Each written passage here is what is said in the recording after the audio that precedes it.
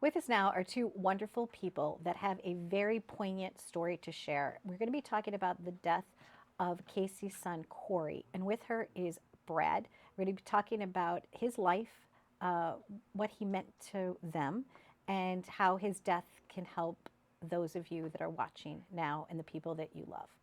Welcome to the show. Thank you Thank you. very much. I know that it's been recent for you, as recent as 9 months. Yes. And talking to you on the phone, you're such an empowered being that I thought it had been like 5 years ago.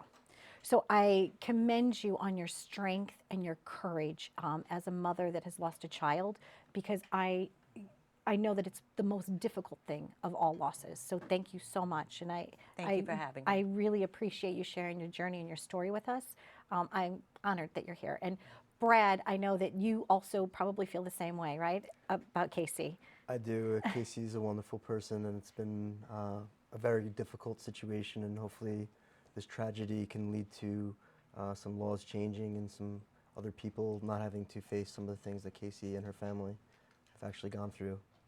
And this isn't so much about drug addiction or overdose. It's about helping support those that are challenged and not having them fall through the cracks. Am I correct? Correct. Okay. Absolutely. Okay. Absolutely.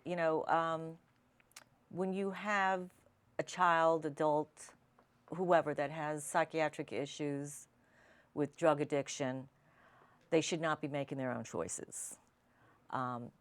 It's not going to end up well, like it did for my son. I had a bed, I had 3 beds, and my son had to make the call, and he was not going to do that. And he died. And Brad, how did you get involved working with their family? Tell us about your involvement in this in Corey's case. I started a case management company when I kind of saw that a lot of hospitals and a lot of families were really, really struggling trying to find the different resources and supports. It's very challenging. It's very difficult to find the right training and the right people to put in place. The challenge is that there's a lot of obstacles and bumps in the roads throughout the system for families to manage it is very, very challenging. So my job is to try to connect with families and trying to connect them with the right resources, figure out creative ways and solutions to try to take the families off the firing line. In a lot of the cases, the families are held hostage. The legal system is extremely hard to navigate. There are mental health lawyers and case managers to help people in these situations, but not a lot of people know where to get those resources to find them. And so that's, and can I just share the story that I heard about you as a child? That there was, when you were a little boy, your mom shares the story that there was a child that was mute and he didn't talk, but yet he talked to you.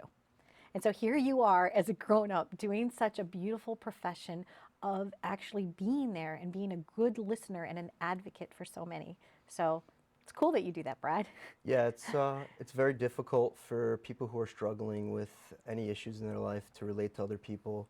And when you're opening up to somebody and trying to figure out where somebody is in their life and asking them, how it's affecting them, no matter what they're going through, it's an opportunity to actually get them the help that they need. And a lot of times it's too difficult, there's too much emotion with the family involved. So other people, outsiders, have to come in and help. And the way that things are structured, it's very difficult for people to do that. Corey's situation, when I met Corey, he was in the hospital, and it was very sad. The social worker had not come up with a plan for him for his discharge, and to the point where he was going to be released onto the street. And his father and I were in the lobby waiting for him, and what wound up happening was in the lobby of the waiting room of the psychiatric hospital, I made a few phone calls and was able to get him into treatment. Unfortunately, this process goes on and on. It's a very difficult cycle, and we're trying to help break that cycle by trying to change the laws and trying to change what's going on in society. And that's why, Casey, when you shared your story with me and you said, I want to have Corey's Law, you know, what is that based on? What is it that you want to do? Well, Charlotte Wellington from Kentucky lost her son Casey, I believe it was in 2004. And she went through the same struggles in the situation where Casey was allowed to make his own decisions. because he was over 18. Well, when he did overdose and he was put on a respirator, then Charlotte was now able to make his decision, whether she was going to leave him on it or take him off of it. And that's when she decided something's got to change. And she said, all I have is my story. That's all I have. And she did get this law passed. And it's basically a law that petitions the courts when someone has drug addiction or is mentally ill, as my son was, that they are not able to make their own choices. And if they do make their own choices, like I said, it's not going to end up well. So this is basically what I want to do. I don't want to reinvent the law.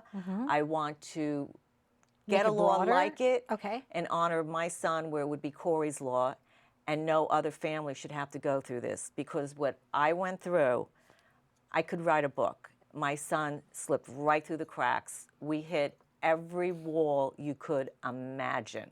Every wall. He was even on probation for a DWI, and he was part of the mental health system. And we kept telling his probation officer he's doing drugs. She even came to the house one day and tested him, and he tested positive, and she did nothing. Nothing. So now I have a lawsuit pending with Nassau County Probation. So another family does not have to do this. My son was just a number to them. I am very, very sorry for your loss, and I know that you are still grieving, but I do commend you for taking that next step forward, to try to take a challenging experience and make it better for others. That's what we want to do. And irregardless of the lawsuit that you have pending, you can still get this legislation passed. Yes. Right? You can still create this opportunity Yes. for other families. What are some of the first steps? Are you trying to get some legislators behind you? How can we best help you with this platform? I wanted to bring awareness to obviously your loss. I wanted to talk about what are your needs? Do you know, Brad, what would be some first steps that we could all take together? We have to try to change the way society views mental health, and it's quite a challenge. A lot of the media that's out there portrays people as not being able to control themselves and being dangerous. Not everybody who has mental health issues is a danger to themselves and others. And for those who are, we need to get those people the right supports and connect with them and figure out how to get them out of the hospitals and into the right places. There are places that do exist. There's people who are doing, we do psychiatric interventions that get people who are stuck in their basements and stuck in different places into treatment by connecting with them. It's very much a challenge, but if people can contact their representatives and get the word out that things need to change, there are other states, there are other places that have these laws in effect, and if we can rally, our local representatives to get these things in place here, we might be able to save some people's lives. It's a beautiful thought, and I'm really hoping that it will happen. And like I said, that's why I really wanted to have you on. I said, well, what can we do? How can we bring about awareness? So you have a Facebook page, you're going to be starting a foundation. Let's talk about how we can help you. Well, people can contact me through my email.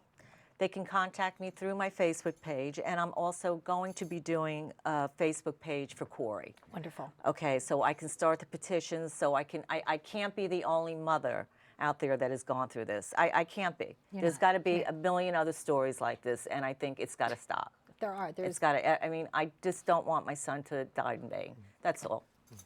I get it. And as a mom, sorry, I get a little choked up sometimes, but as a mom, you're not alone.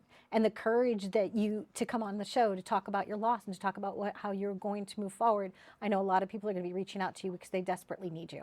So I thank you for being that cheerleader for your son and for all of the people out there, and for you, Brad, to be the champion for people that have mental health issues, and to just bring about kindness. I mean, the world right now needs kindness, and people just aren't being kind, and they're not, to let your child fall through the cracks is horrendous. And the fact that it was a needless death makes it even worse.